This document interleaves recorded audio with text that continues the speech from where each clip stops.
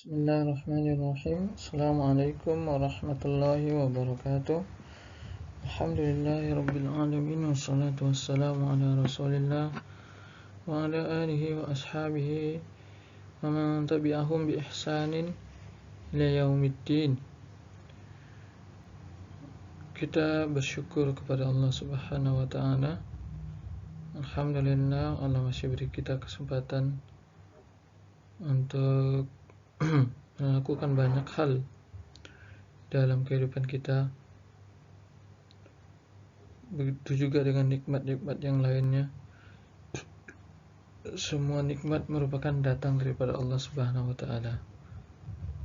Walaupun manusia memandang nikmat itu kecil, tapi pada hakikatnya segala nikmat itu merupakan nikmat yang besar.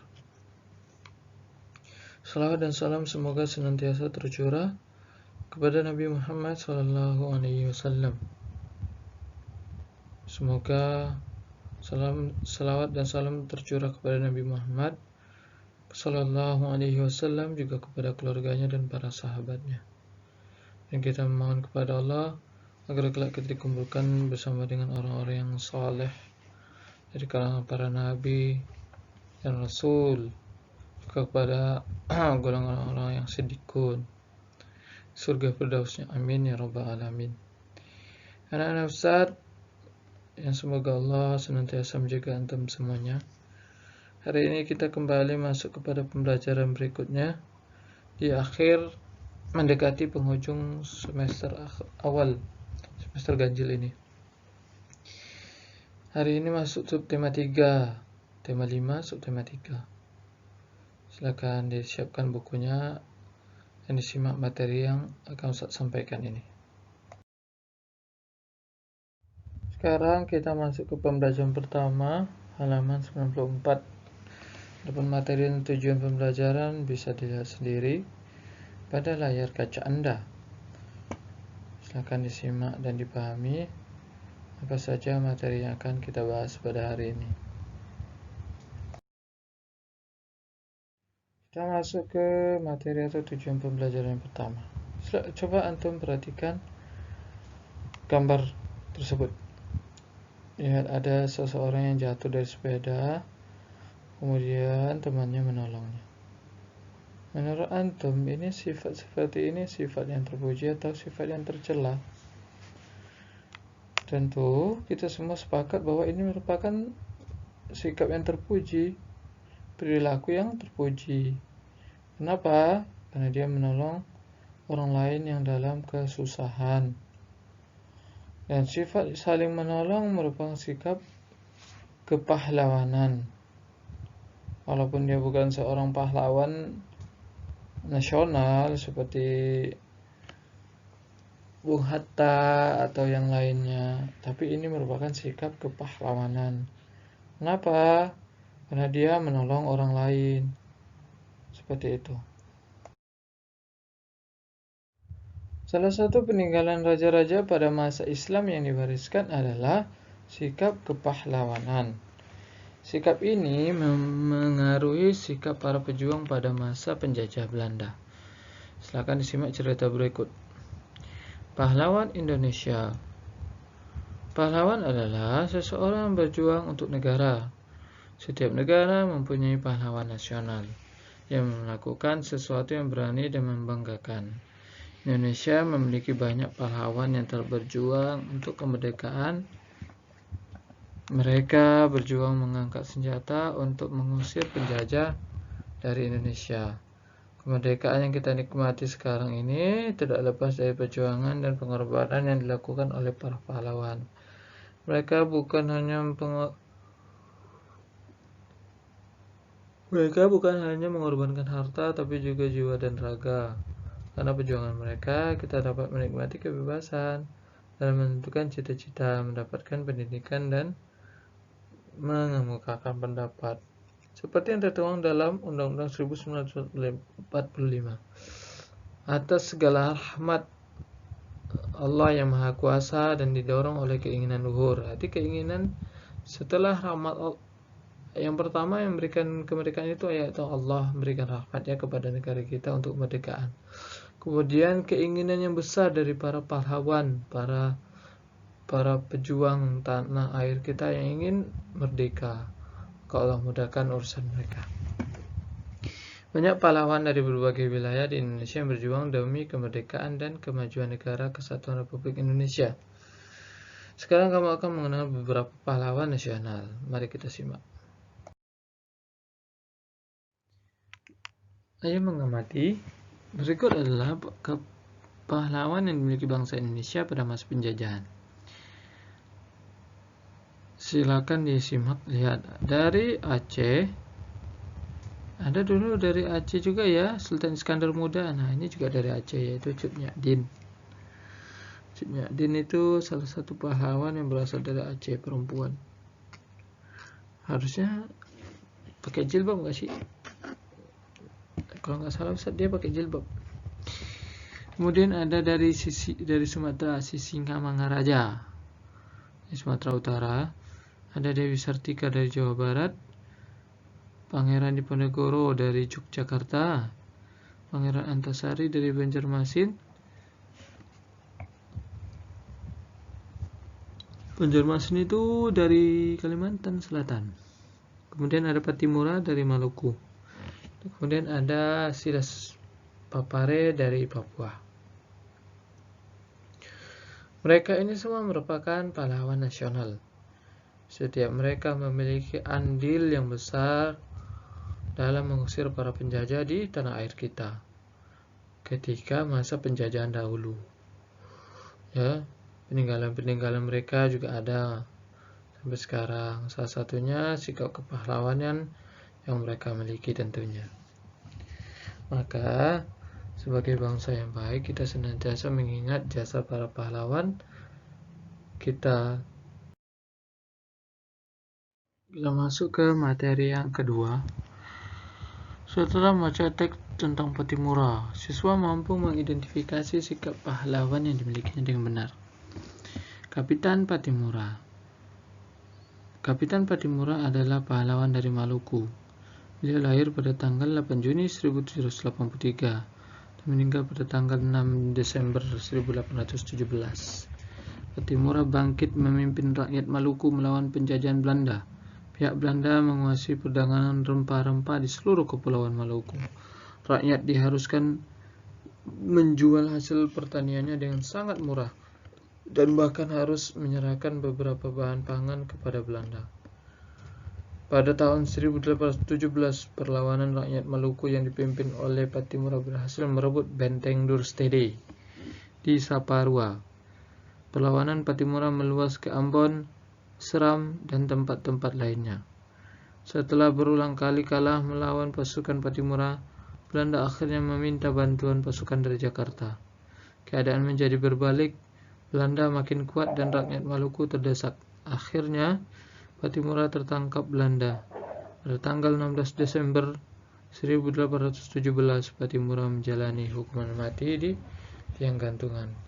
Nah, ini salah satu sikap kepahlawanannya. Ya, mengusir para penjajah yang menguasai daerah Maluku. Semangat juang yang tinggi, berani, memiliki kepemimpinan yang sangat baik sehingga mampu mengajak para masyarakat untuk melawan para penjajah. Ya, insyaallah. Masuk ke materi yang berikutnya. Mengumpulkan sifat-sifat cahaya dan hubungannya dengan penglihatan dengan benar. Jadi salah satu selain dari Patimura ada juga pahlawan kita yang lain, yaitu Bung Tomo. Perjuangan Bung Tomo turut membakar semangat pemuda di Indonesia untuk berjuang. Karena itulah beliau pantas dijuluki pahlawan nasional. Untuk mengenang jasa Bung Tomo, ada beberapa barang milik Bung Tomo yang disimpan di Tugu Pahlawan Surabaya. Salah satu peninggalan Bung Tomo adalah mobil. Mobil Bung Tomo berjenis Opel Kapitan. Mobil ini berwarna hitam dan menjadi koleksi Museum Tugu Pahlawan di Surabaya. Salah satu hal yang membedakan mobil Bung Tomo dengan mobil sekarang adalah posisi kaca spion. Mobil Bung Tomo hanya memiliki satu kaca spion yang berada di dalam mobil. Kalau sekarang kan ada kiri kanan, kemudian ada di dalam. Jadi ada 3 kaca spion. Bahkan mungkin ada juga yang nambah kaca spion kecil di kaca spion kiri kanan itu mungkin. Nah itu kalau sekarang, kalau dulu cuma satu, dalam aja. Salah satu bagian mobil yang penting adalah kaca spion. Apa fungsinya? Kaca ini bisa menghasilkan bayangan yang lebih kecil dari ukuran benda sebenarnya. Jadi supaya kita tahu ada mobil di samping kiri kita yang ada di belakang kita dengan melalui kaca spion. Tahukah kamu bagaimana sifat cermin? Bagian lain dari mobil adalah lampu. Pada lampu terdapat permukaan yang cekung. Jadi di lampu mobil itu ada permukaan yang cekung. Cermin cekung ini berfungsi untuk memfokuskan cahaya sampai jarak jauh. Itu fungsi cermin cekung pada kaca lampu. Nggak harus pada kaca lampu sih, bisa juga di daerah di keadaan yang lain. Yep, sekarang kita masuk ke pembelajaran kedua halaman 101.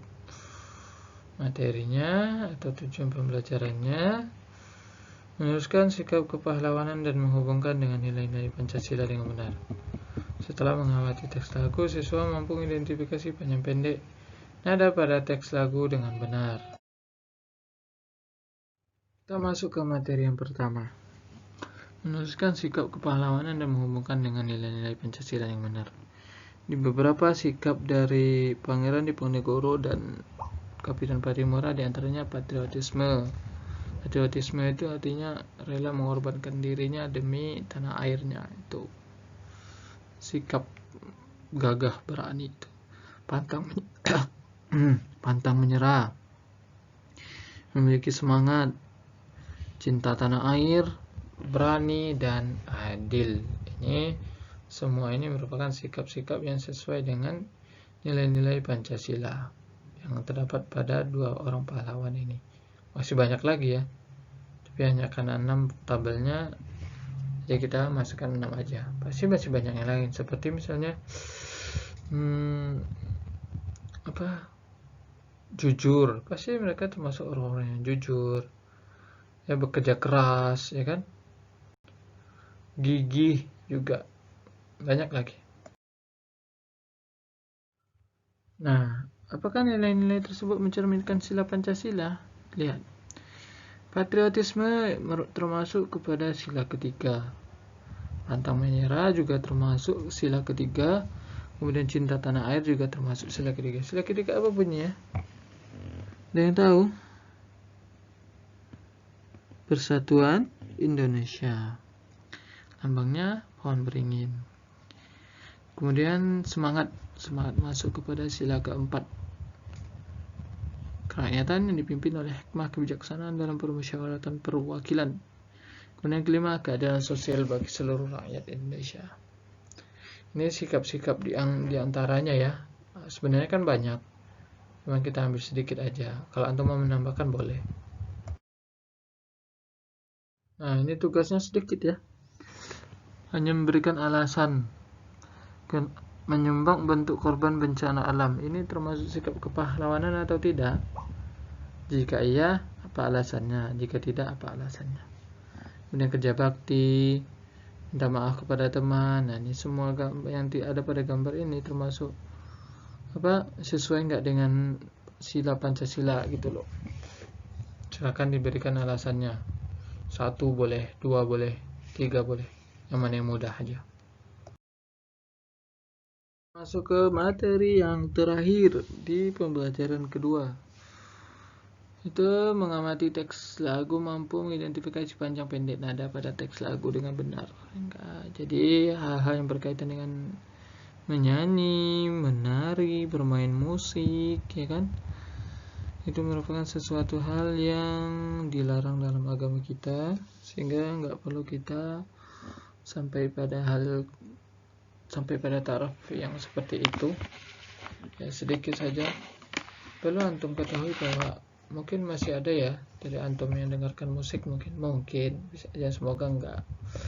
Jadi mendengarkan musik itu ditinggalkan, Apalagi antum ini menghafal Al-Quran. Jadi kalau antum dengar musik, menghafal Al-Quran, ya nggak akan dapat menjadi seorang yang hafidz, yang memiliki hafalan sampai 30 juz. Itu nggak mungkin.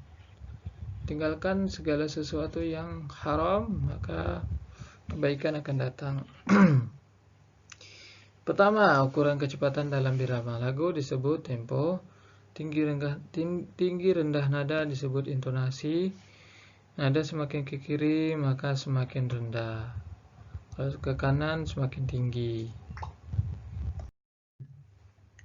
Alhamdulillah, materi selesai ya. Demikianlah materi yang singkat ini. Semoga dapat memberikan manfaat bagi kita semuanya. Dan jangan lupa saya ingatkan tugas yang tadi dikerjakan ya. Ada 3 gambar tadi. Jika setiap gambar itu merupakan sesuai dengan sila Pancasila, maka diberikan alasannya. Jika tidak, juga diberikan alasannya. Seperti itu. Alasannya nggak harus banyak, 1 cukup ya. Tetap jaga sholat antum, jangan lupa zikir pagi petang, jangan lupa murojaah hafalan Qur'annya ya. Jadilah anak yang saleh, yang senantiasa beriman dan bertakwa kepada Allah Subhanahu wa taala dan mentaati kedua orang tua. Sallallahu ala nabiyyina Muhammadin sallallahu alaihi wasallam. Barakallahu fiikum. Subhanakallahumma wa bihamdika asyhadu an la ilaha illa anta astaghfiruka wa atubu ilaik. Assalamualaikum warahmatullahi wabarakatuh.